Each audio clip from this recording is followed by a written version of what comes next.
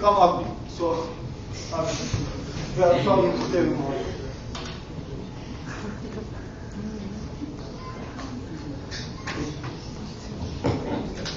Right?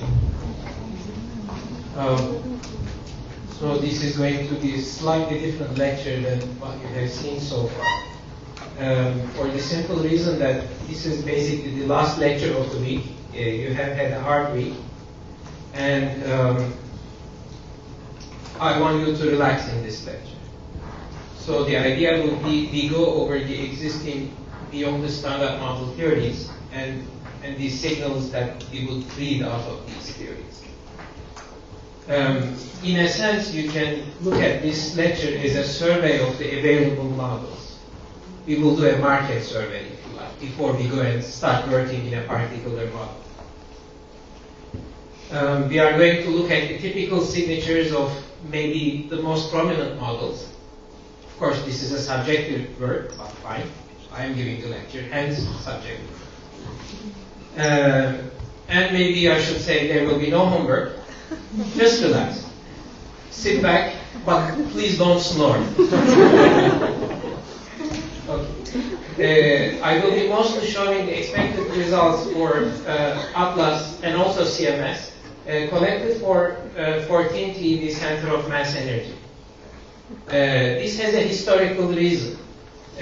About 3 years ago, I was asked by the collaboration to review the Atlas reach of the beyond the standard model theories, and I did go away and did a survey of basically all published results, and this was how this lecture was born. Okay. So, what do we mean? Well, I am going to mostly stress on exotic models. Exotic models these days, this is a term that is used for anything which is beyond the standard model and which is not supersymmetric.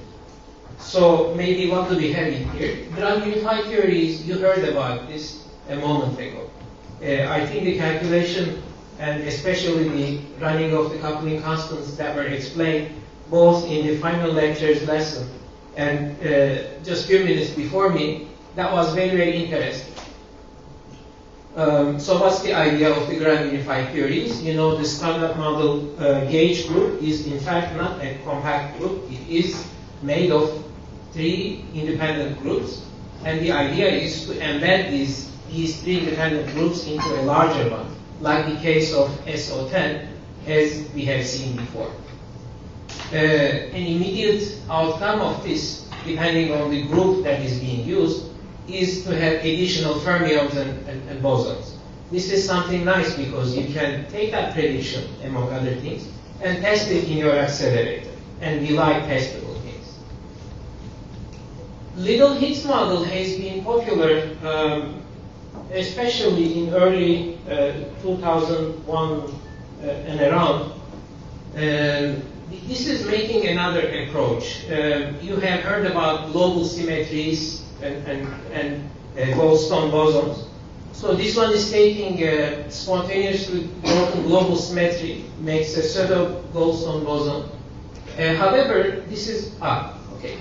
The nice thing about grand unified theories is that, as you have heard previously, it takes the model and runs it up to the Planck scale.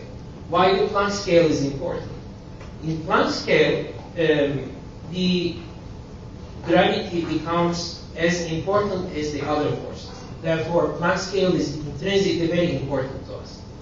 So, grand unified theories, if they are successful in describing the universe, then they are also valid up to the Planck scale. That's why we like them.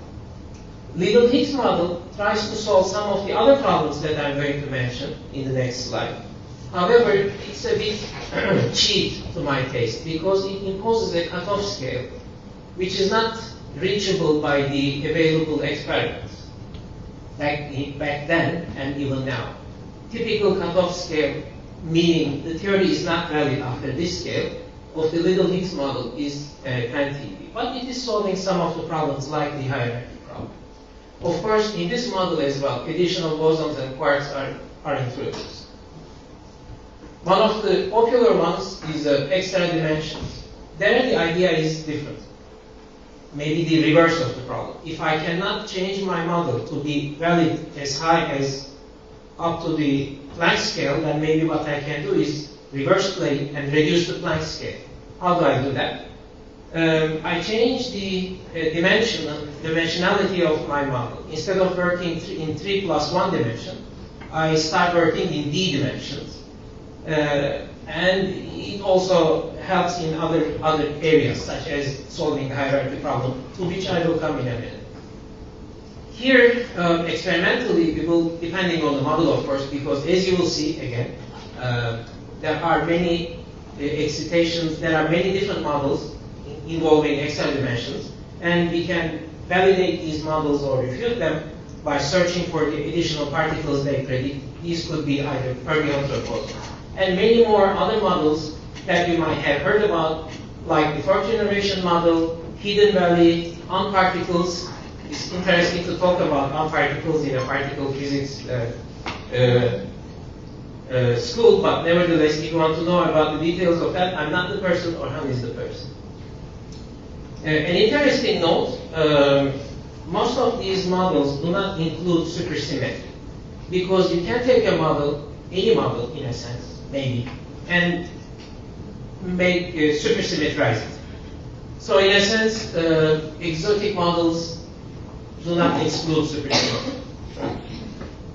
So, as I said, there are a lot of material in the market. So we have to find a way of classifying these things. How to do that? After reading a number of things, I have found this way of classifying the standard model in gradients. I haven't seen this in other lecture notes or in books, so if it's wrong, it's my mistake. But it is. Let's look at the ingredients of the standard model. I call them the 4 pillars. So, standard model says matter particles are fermions. So what do we have as fermions?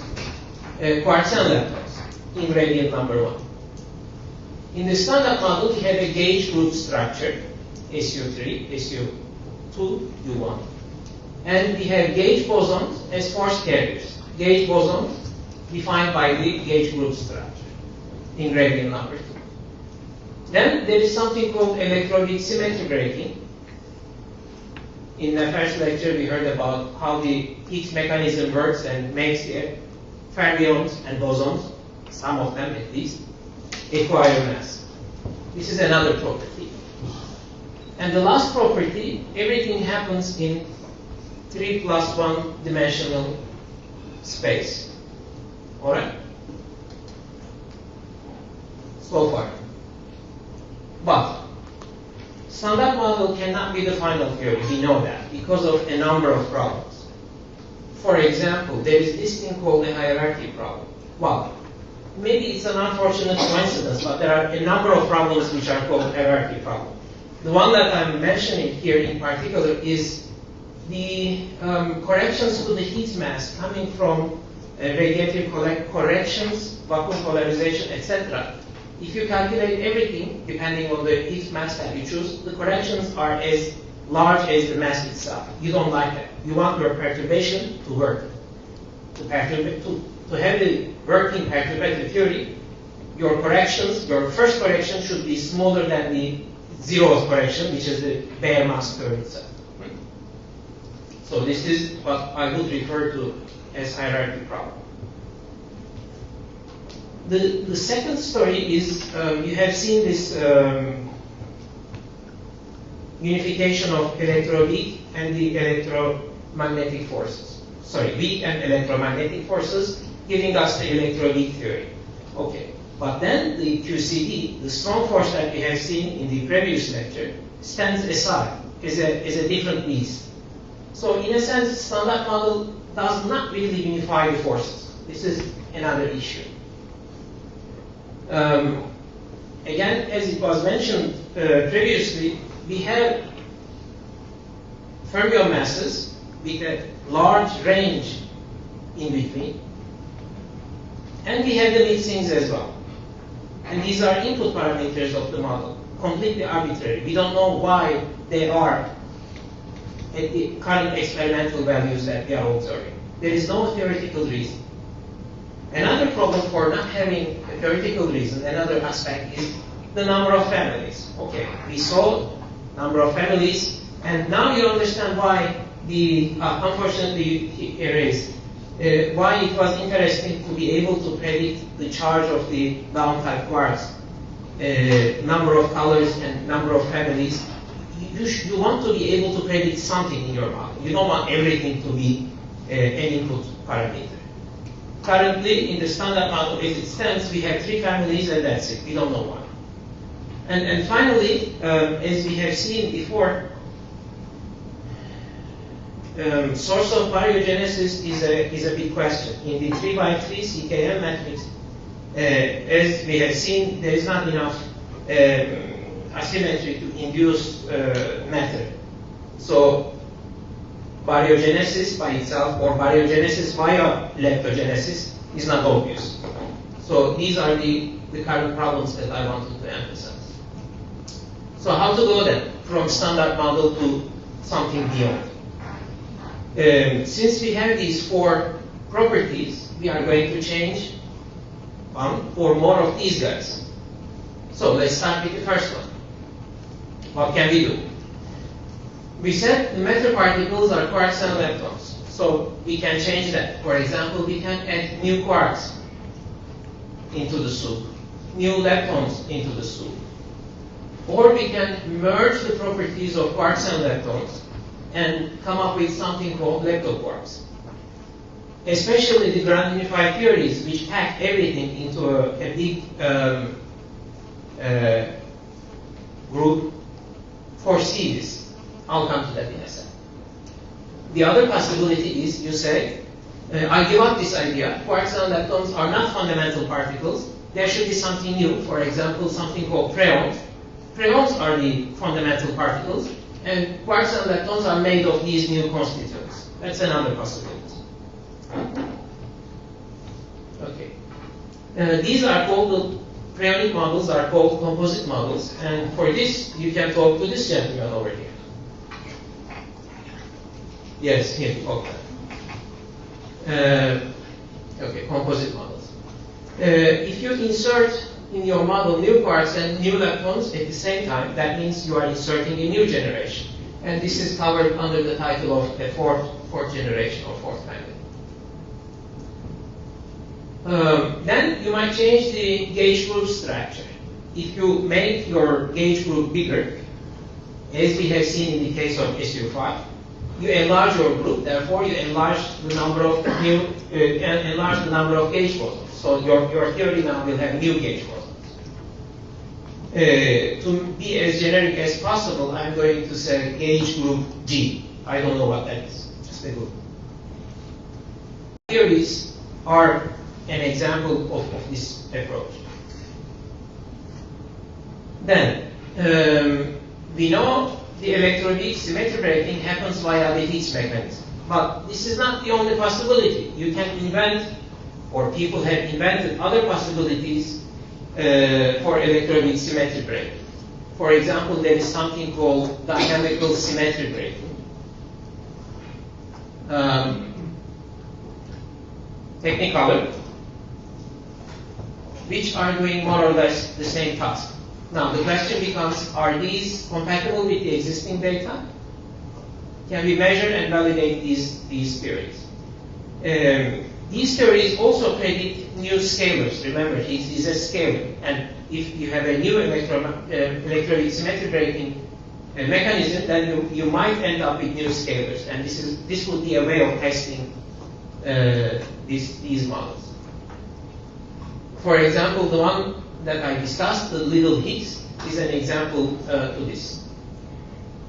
There is this set of beyond the standard model theories under the heading of two Higgs doublet models, in which two Higgs doublets, as the name implies, are introduced. At the end of the symmetry breaking, in these models, you end up with 5 Higgs particles. 1, like the standard model, and 4 more, 2 neutral, 2 charged. And finally, we can change the space-time structure of our model and introduce new dimensions. To do that as well, we have a number of possibilities. For example, the Randall-Sundrum model was one of the very, very popular ones. We will come in more detail, but there are a number of possibilities there as well. And finally, on top of this, you might impose supersymmetry and take a model and make it supersymmetric, just like Nefer took the SU5 and later on considered supersymmetric SU5. So this is the market. As you can see, it's rich. Let's look at these arrows. What do they mean? I tried to correlate each of the editions that I had listed with different models. For example, if you are interested in models predicting new quarks, then you follow these arrows sharing the same color. I hope you can. Anyway, I'll post the PDF on the web, so maybe you can see better on the PDF.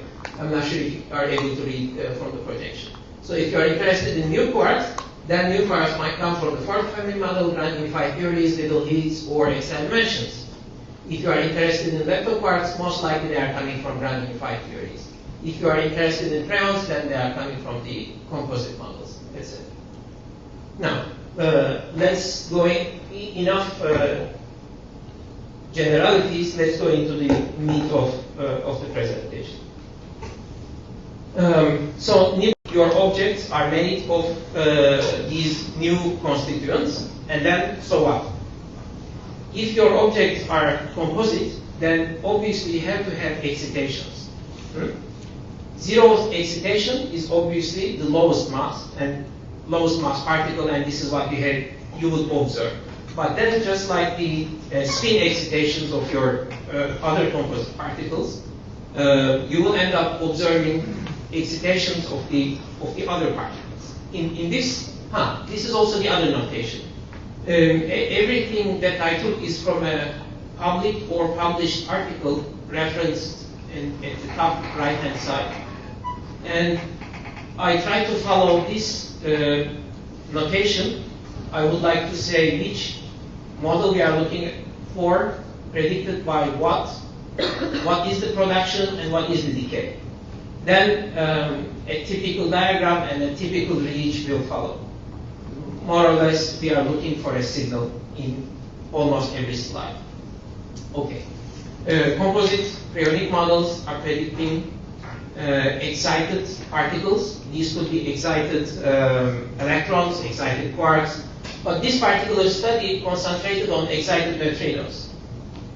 Okay. What do the excited neutrinos do? They are produced just like the regular neutrinos, with gauge bosons, Z's and W's, and maybe a photon here.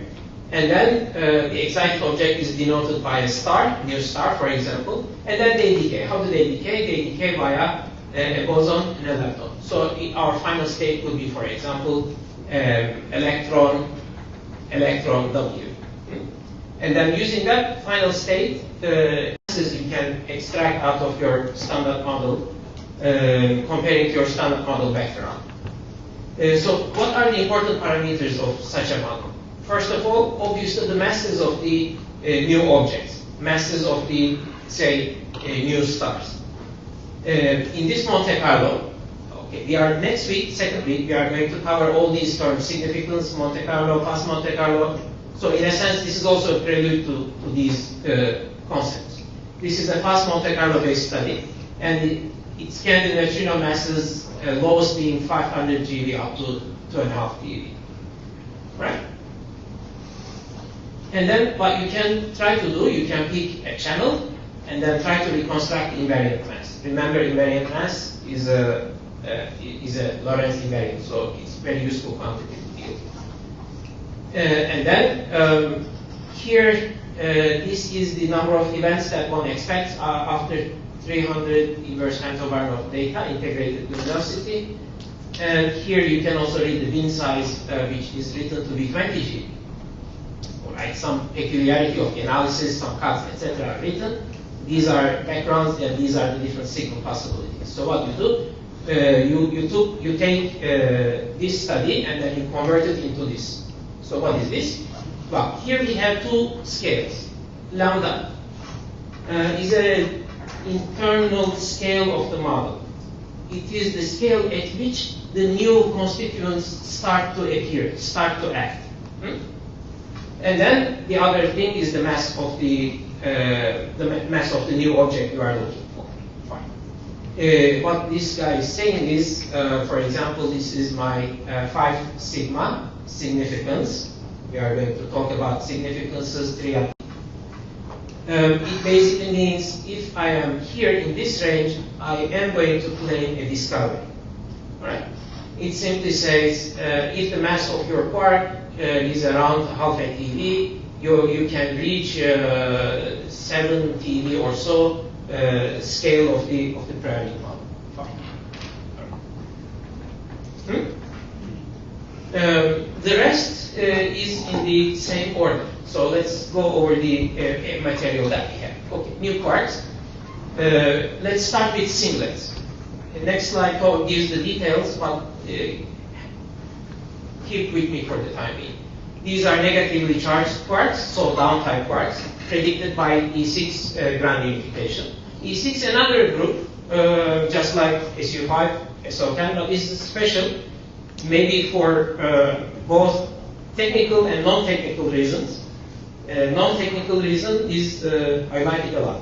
That's the non-technical reason. And okay, no reason. So how do you produce new quarks? It's given here, gluon fusion, for example. And of course, you pair produce these new quarks. So then you run your Monte Carlo again. Oh, how do these guys decay? They decay into another quark and a boson. Which boson?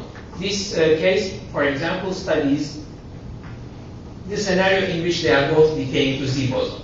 So the quark, as you have heard, does not sit by itself, does harmonization. Fine, you measure it as a jet.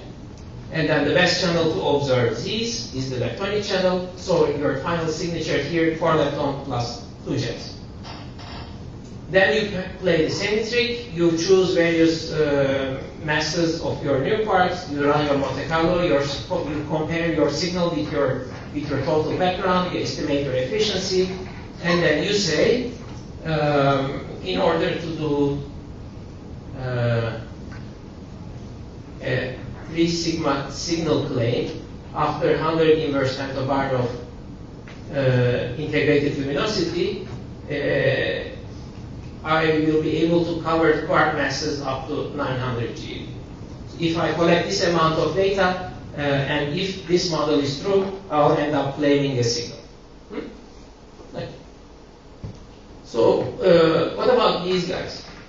Singlets. This is something that we haven't heard before. We have seen that, well, at least the left-handed parts were coming in doublets, and the right-handed parts were coming in singlets. Singlet doublet is all related to the isospin, minus 1/2 plus 1/2. The peculiarity of this particular model, E6, actually, E6 has a wide range of internal parameters as well. You can choose this E6 or that E6. So in this E6, the new quarks are also sitting in isospin as isospin singlets. Left and right have both third component as 0. And this particular model, since it does not distinguish between families, it invents one additional quark per family. So in fact, it's predicting 3 new objects in this notation. Now, let's talk about the fundamental representations. For SU5, you heard the fundamental representation was 5-dimensional. So all our objects were supposed to sit in a 5x1 vector. The fundamental representation of E6 is 27. So all your objects are supposed to sit in a 27x1 matrix. That means there are a huge number of new fields predicted by this model. Even a Higgs-like object per family is included in this model. we had the idea of taking the standard model interactions and anyway, maybe in another school we will calculate the Lagrangian of this model maybe later. Yeah. Okay, maybe I should go back and comment on this. So this model, depending on the mass of the new quark, might have an interaction between the new quark and Higgs particle or not. So the possibility of having this interaction changes the branching fractions. If there is a Higgs which is lighter than this object, then this object decaying to a Higgs plus a quark is kinematically allowed. And actually it has a high 50% branching fraction. That is interesting because we could use that to boost our Higgs searches. For example, let's look at this highlighted part. If I pair produce these heavy quarks and look at the Higgs decay of one and trash current decay of the other one, my final signature would be 4 jet, 1 lepton plus missing ET, and I could use that to boost my Higgs searches, especially for the light Higgses. And it is studied and shown that if the mass of this quark is light, say lighter than 600 or so, then this mode becomes as competitive or as efficient as the Higgs going to 2 gamma mode. If we have time, I'll comment on the Higgs going to 2 gamma mode. Okay. So this is not all. We can also put up-type new quarks. These are predicted by the little Higgs model. Actually, the interaction vertices have the same properties, almost the same calculation. However, the decay properties are slightly different. Here, because of the model, the decay will mostly happen to the third generation. Previously, the decay was happening. Well, there were 3 new particles, and each particle was decaying into the quarks of its own family. Here, we are adding only one object, and that object mostly decays to the third generation, meaning to a top or a bottom quark. Then you play the same game. I'm not going to go over everything, and then you end up with a prediction. How good your experiment will be. Sorry, can I ask? Sure. Yes. What kind of algorithm are you used in the calculation, invariant mass calculation? I'm not you, but particle physicists. Yeah. Okay. Invariant mass calculation. All right. From the, after the Monte Carlo generation. So how do you calculate invariant mass is the summary of the question. You look at your decay products, and then our heavy quark, denoted as uppercase T, is decaying mostly in this scenario to a Z boson plus a top quark. Z boson is best caught in its leptonic decays. So that means you have 2 leptons here. Your top quark will be almost 100% decaying through a W in a B jet. And then this particular analysis has chosen to catch the W via its leptonic channel, meaning another lepton plus missing energy, represented by this neutrino. Right? So what you do in your analysis, you look at the events which have 3 lepton plus missing energy plus at least 1 B-tag jet. You take the Lorentz vector of all these 1, 2, 3, 4 objects plus your missing energy, and you calculate the invariant mass. You remember in your decay homeworks you were calculating the invariant mass. This is exactly the same thing. But instead of doing it by hand, you let the computer do it. You draw this for your signal candidates, signal Monte Carlo, and your background Monte Carlo, and you have something like this. And it says, as you can guess, the reddish part is the background events coming from your standard model, and the white histogram is your signal. Okay. What happens if you have 2 quarks? This we have looked has been looked into some time ago. Then it fell from popularity, and again Well, there are again a number of possibilities. So this is U4 for the U-type quark of the fourth generation and D4 for the D-type quark of the fourth generation. This particular study from the DDR has considered the decay to the third generation, and this to the top quark of the third generation. Of course, you play the same trick. You look at the different masses. Let me not go into the detail of that. Maybe just emphasize that this is a better scenario. We would be lucky if something like this happens, because in this case, invariant mass is difficult to catch because you have so many decay products around. More products you have makes it difficult to, in certain cases, difficult to reconstruct from experimental reasons. So I want to emphasize this a bit because, as I said, it is somehow becoming popular, especially after the CDF guys have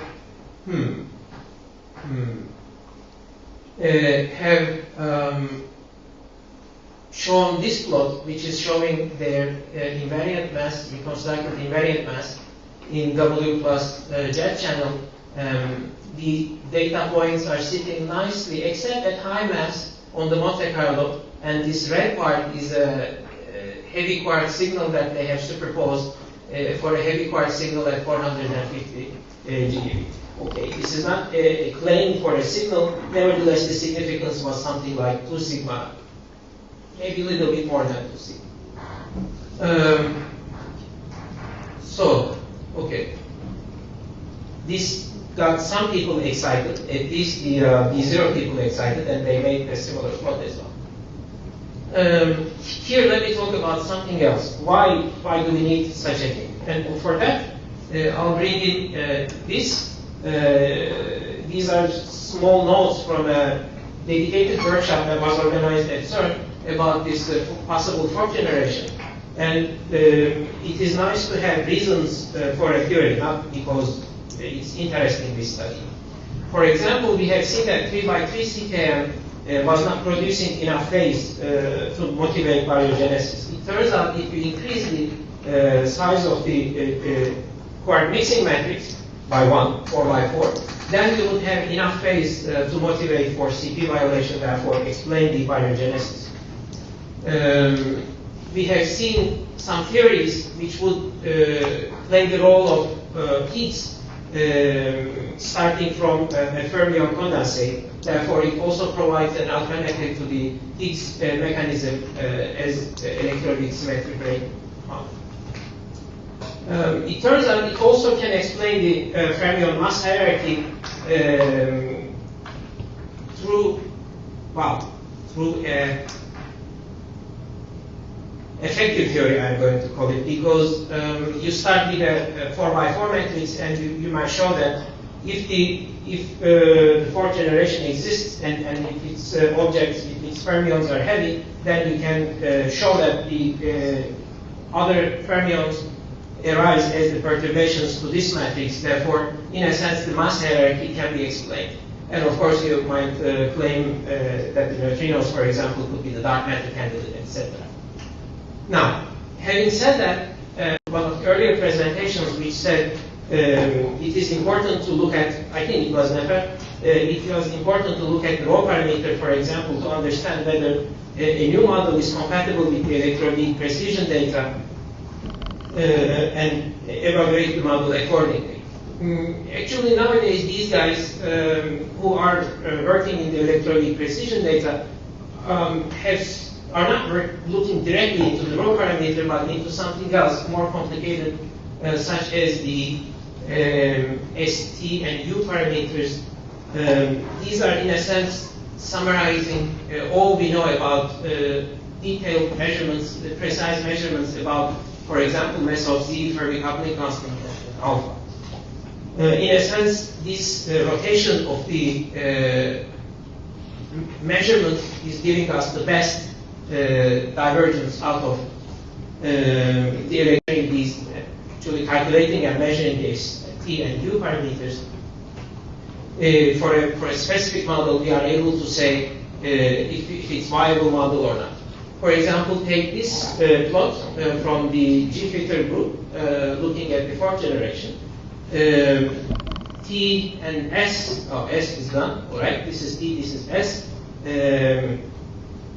And in a sense, these are the 1 sigma, 2 sigma, and 2.5 sigma, something like that. 68%, 95%, and 99% confidence level contours. They are telling if our model is compatible with the electronic precision data or not.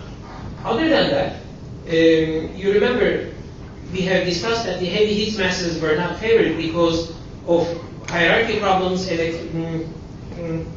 corrections to the mass itself, etc. But then, after introduction of this new fermions into the model, for example, this very heavy heat mass, about 1 TeV, becomes again compatible with the electronic precision data. And in a sense, it is interesting to see, even if something is not favored by the standard model, to go beyond the standard model might make it favorable again. If you want to play with such things, you can look at this website, which is written here, which allows you to play with the parameters of the model and to see various mass points and compare them with respect to the experimental and theoretical errors. For example, this particular scenario gives us mass points in this region, whereas the standard model by itself sits here at this cross. So after all, standard model may be not perfectly compatible with the electronic precision data either.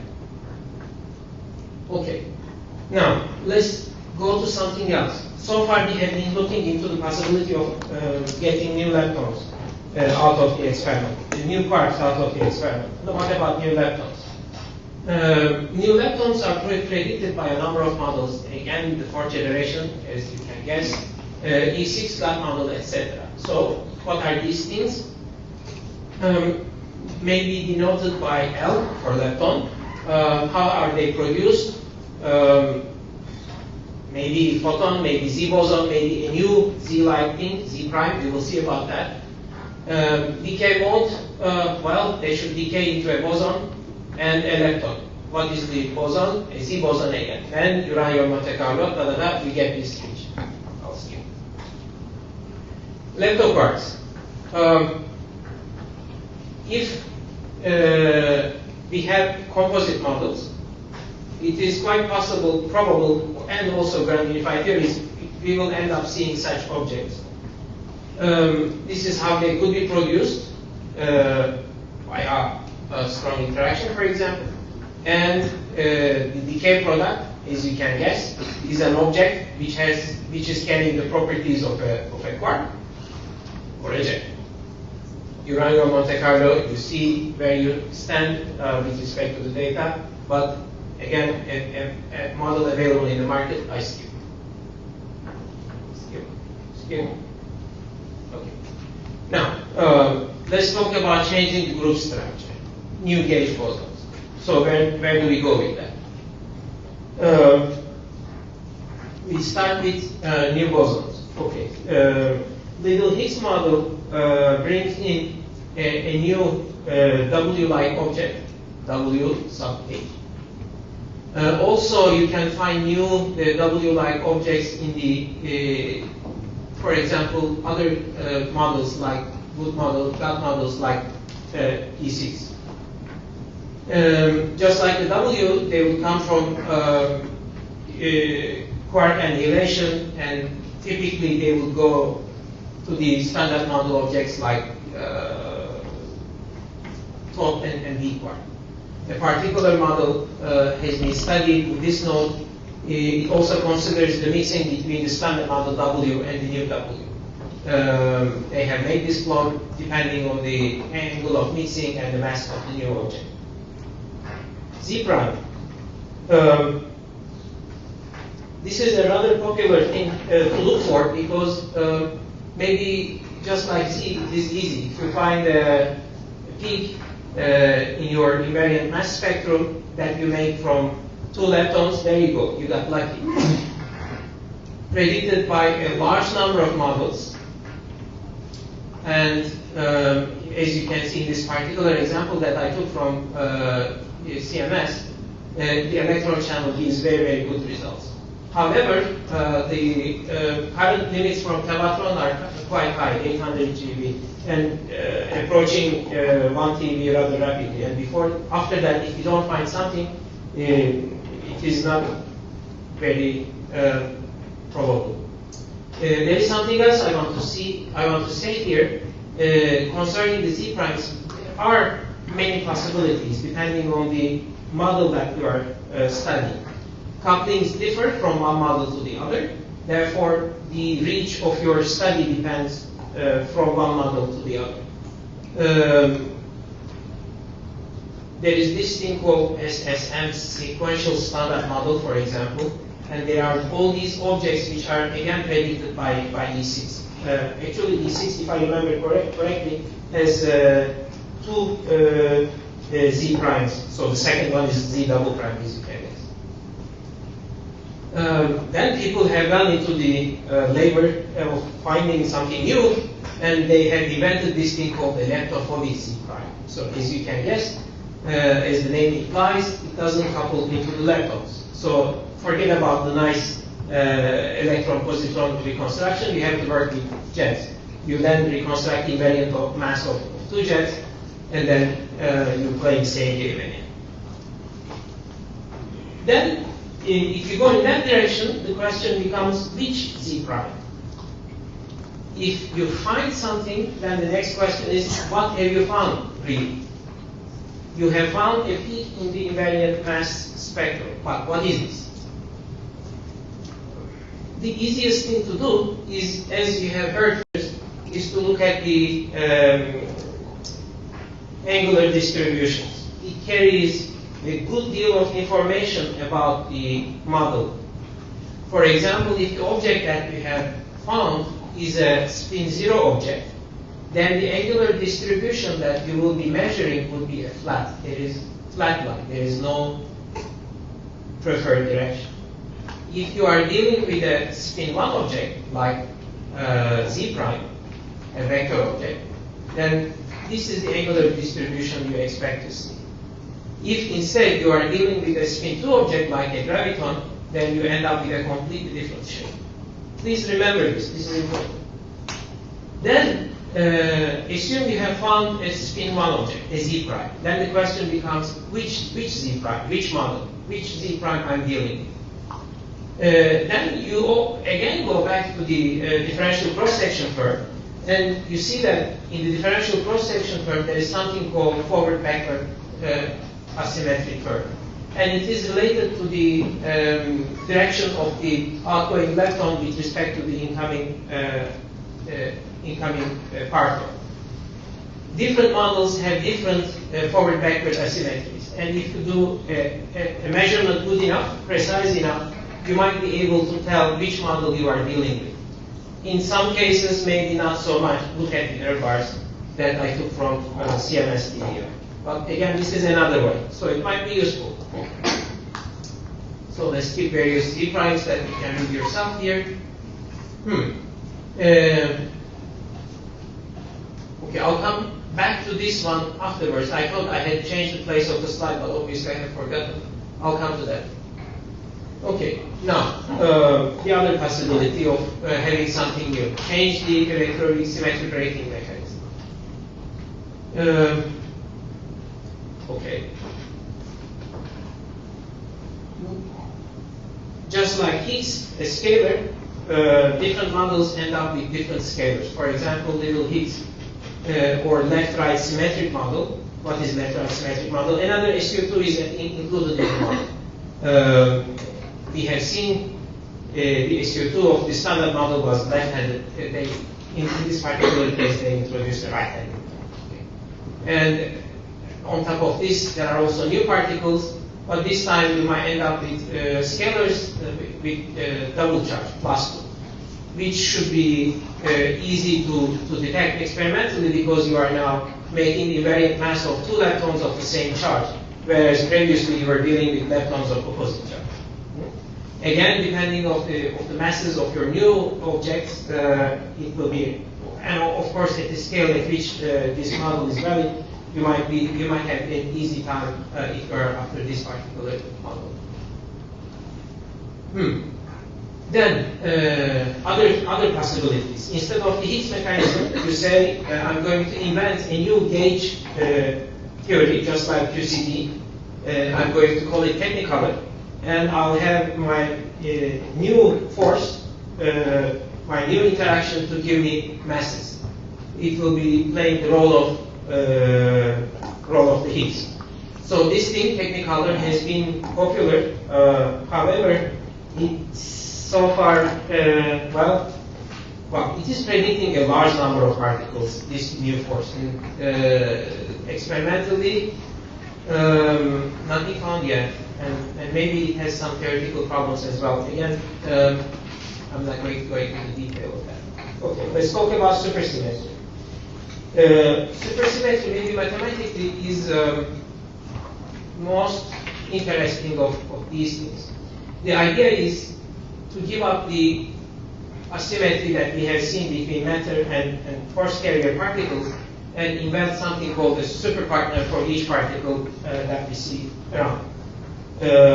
So in a supersymmetric world, matter now can be made of either fermions or bosons, doesn't matter.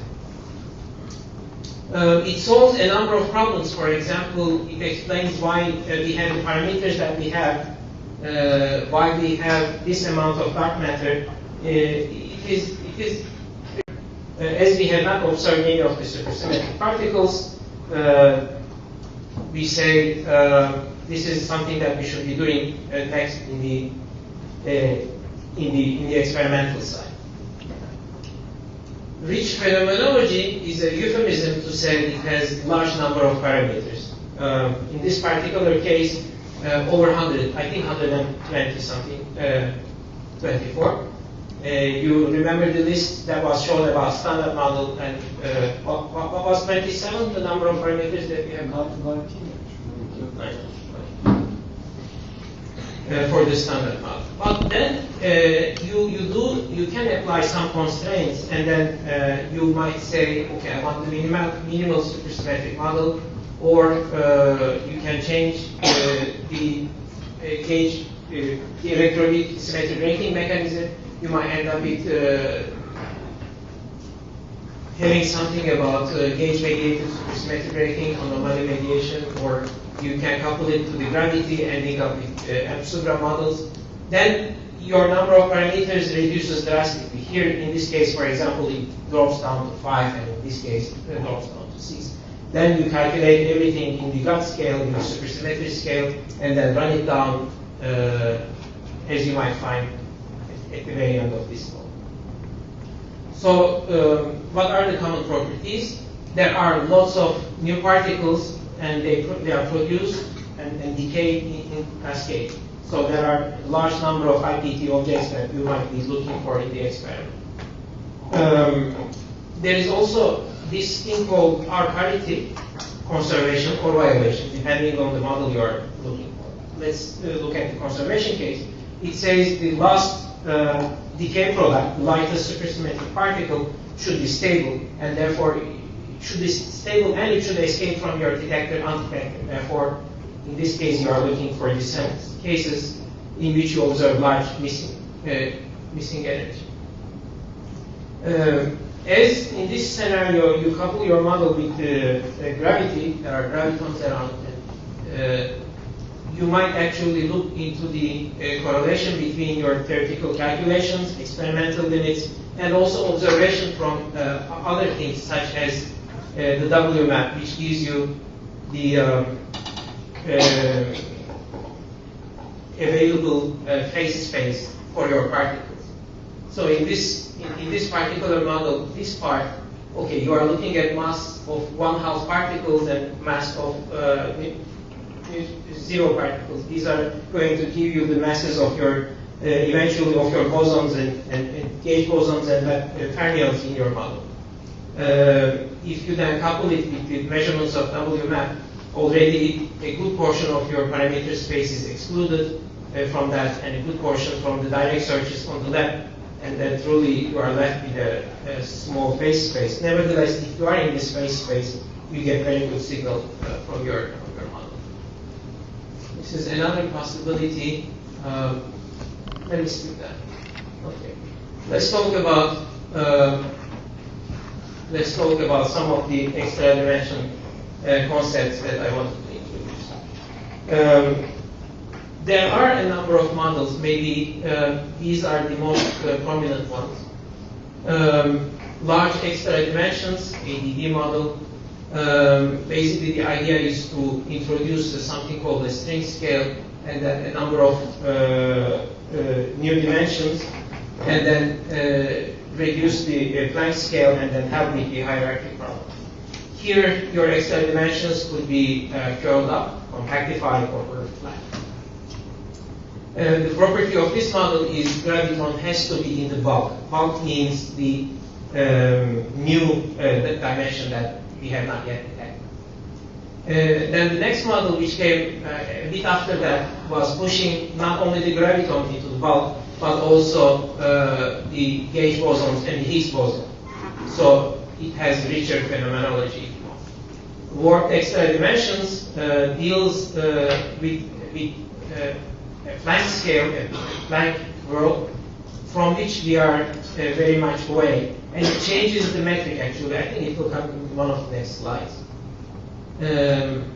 Here, the graviton has many resonances depending on the model parameters. And eventually something came up called reversal extra dimensions. Here all the standard model particles could go into the additional dimension, therefore giving you very interesting signatures. So the most interesting model parameters are the metric, how do you define the metric of your new space-time, the number of additional extra dimensions, the scale at which the compactification occurs, and the radius of compactification. So what do we do? How do we measure these things? First of all, the graviton is predicted by almost all extra dimension models. And the idea is the graviton might escape from the world that we are living in. So you see this as a, well, it can happen through these final diagrams. And what we observe a jet.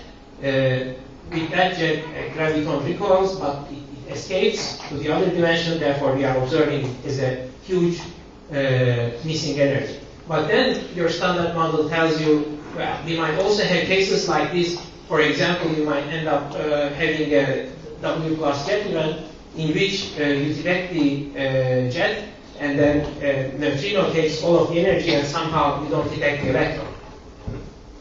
It has a considerable standard model background, and you have to know your shape very much in order to understand if you are really observing a signal or you are falling into a trap. Relevant parameters are the scale at which the additional dimension manifests itself, and obviously the number of additional dimensions. Another possibility is your graviton is produced at this interaction, goes away into the bulk, and then eventually comes back. So you see this as an excited load or something like that. And then you see it through its maybe top or bottom decays. Again, there is some possible reach after an amount of collection. Here, this is interesting. So the additional dimension is denoted by y, and we see that our metric is modified by this term, e to the minus 2ky. So this exponential term, negative term, tells us why we are feeling the gravity so weakly, and hence, in a sense, solving the hierarchy problem. Now I mean the hierarchy between the coupling constant of the gravity and the other three forces we are observing.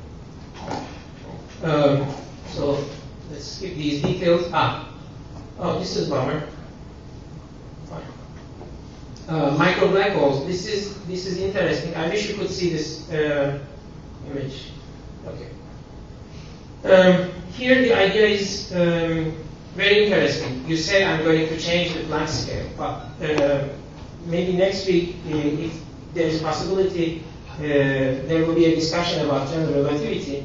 But as you know, for the black hole formation, one important parameter is the definition of the Schwarzschild radius. Reducing the Planck scale helps us reducing the Schwarzschild radius as well. And if in the proton collisions, two partons happen to be within this reduced distance, reduced by the availability of additional dimensions, extra dimensions, there is the possibility of having a micro black hole. If this theory is true, then the micro black hole will decay immediately through Hawking radiation, immediately meaning something like 10 to minus 25 seconds, and would give a spectacular signal on the detector. This is obviously a simulation. However, there is something peculiar about the decay. It should be democratic, so we expect almost the same amount of quarks, leptons, etc. So it should be not so difficult signal to catch. However, if we have extra dimensions and SUSY at the same time, therefore micro black hole formation and SUSY at the same time, they might be playing each other's role. So summary, last slide. I'm going to set you free. We have seen that there are lots of possibilities, scenarios. Obviously, taking one particular scenario and cover from A to Z would take a large amount of time. So instead, I tried to do something else. I tried to give you an overview of what's available. So I have shown only summaries, but for everything that I've shown, I tried to include a reference. If you want to know the details, please go and look at the details, or we can discuss later. Well, at the end, the experiment will tell us whether any of these scenarios are valid or maybe something else. Thank you. That's it. So, since you haven't asked anything, now it's time. Which one is closer to the truth? I wish I knew that. Which one? I don't know. Which one? All of them. All of them. Maybe. Always linear combination of the possibilities. Yes. Yes? In the fourth generation, you mentioned that in a specific model, a lepton can behave like a Higgs particle itself. Yes. What kind of model is this? Okay. This is actually very similar to, again, we are borrowing from some other area that you will immediately recognize. Well, you take a bound state of two fermions, and if you bound two fermions, they could play the role of they could behave like a boson. We have seen the example of that. These are like the Cooper pairs in the BCS theory. You understand what I'm talking about? What I don't understand, how the energy mass conversion is explained. Okay. Playing the role of Higgs means you keep the Higgs mechanism as is, but instead of taking a Higgs which is an elementary particle, then you take a Higgs which is composed of two fermions, bound state of two fermions. The mechanism stays as it is, but it's not an elementary particle. There was something else. Yes? About the fourth generation, seems from experimenting that there are three families.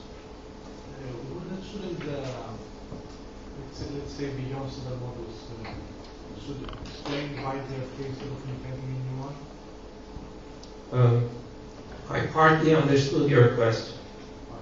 the first part that I understood, I'll try to answer. From the experiment which was discussed, we know that to get the Z boson, invisible mass, correctly, we had to have 3 generations. That 3 generations has a catch. It was mentioned in one of the lectures. Those 3 generations have a footnote. Says neutrino mass being smaller than the half of Z mass. Here in this model we discussed, the mass of the neutrino should be at least 100 GeV or more. That is the catch. Now, if you tell me the second part of your question, I'll try to answer. No, this is not. It invalidated the second part. Yes. So most of the discovery results were shown for 100 inverse spectrobars or 300 inverse spectrobars. How much independent luminosity has the LHC gathered so far, and what's the expected independent luminosity at the end of the 2012 run? Oh, you have asked many things. Let me try to do what I can. LHC has so far collected about, per experiment, 40 inverse picobars. And at 7 TeV center of mass energy. The results that I tried to show were with center of mass energy 14 TeV. And LHC, if operated at the design parameters, would give us in 1 year 100 inverse femtobar. So when you saw 100 inverse femtobar, that usually meant the data of one good year. Well, you had a long list. Did that answer? Oh? Yeah, well, what's the currently yes. expected independent luminosity like? Because you're not running at the design luminosity. So what do they expect at the end of the current run before the long technicals are done? That I cannot answer because I do not know. Well, I mean, I've read that they aim to have 1 inverse femtobars by the end of this year. And 2012 they will have more, but I don't know how much more. And then they'll shut down. As I said, it's difficult to compare with what we had discussed in here because the center of mass energy is different and the cross section changes a lot with them.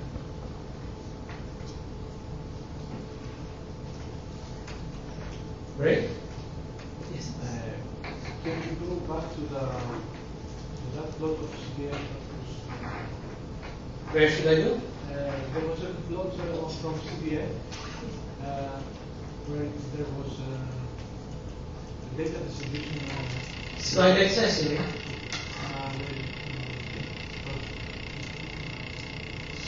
That's it.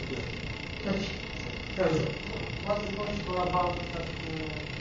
Yeah. So what is the yellow? So in this part that is falling on this black area, there are some data points, and the plot is ending here. And the push the screen. uh-huh.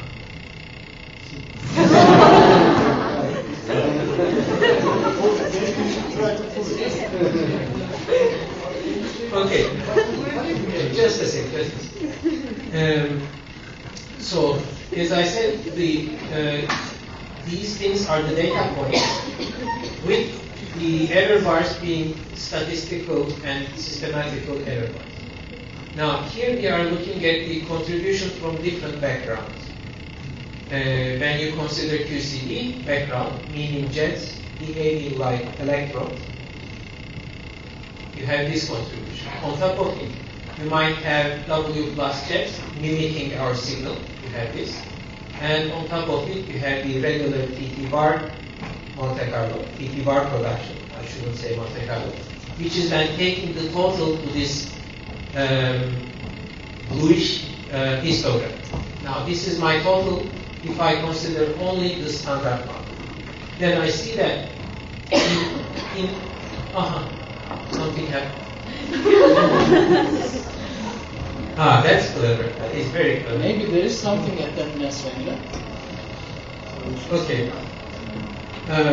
So what you see here, if you consider only the standard model, then your histogram ends here. These few events, and there is yet another one here, are not very much compatible with the standard model. Then they said, okay, what would happen if we simulate a T prime, which is the same thing as a U4, which has a mass of 450 GB, and they have added to the histogram that they had the result of that simulation. That's excellent, thank you. And you end up with something like this, which, okay, is not perfect, but is giving better compatibility. Did that answer?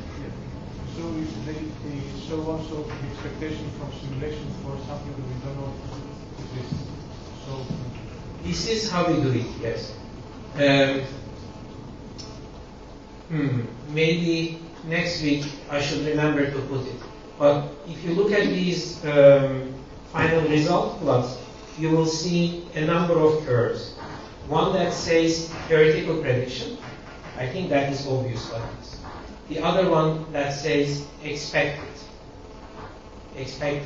cross-section or expected significant sum. How do you obtain that curve?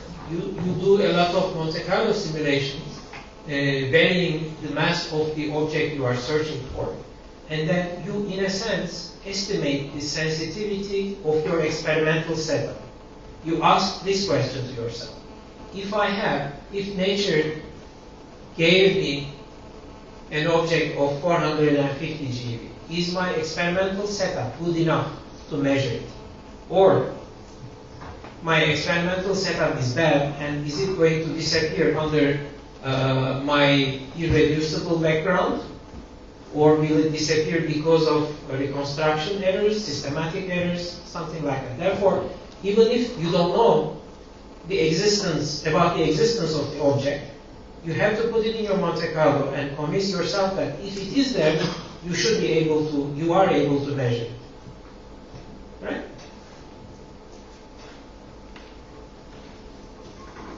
Are we done? Partly done.